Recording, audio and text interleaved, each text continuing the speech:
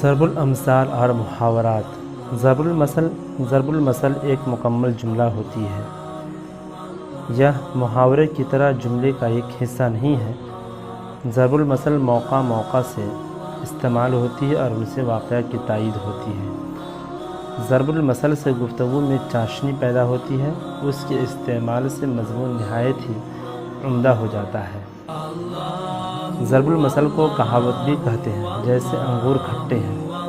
محاورہ اگر کوئی فقرہ اپنے اصل معنی کے علاوہ کوئی اور معنی بتائے تو اس کو محاورہ کہتے ہیں، جیسے چور سامان لے کر 9 2 11 ہو گیا، بچوں نے شور کر کے سارا گھر سر پر اٹھا لیا، مجھے ان دنوں سر کھجانے کی بھی فرصت نہیں۔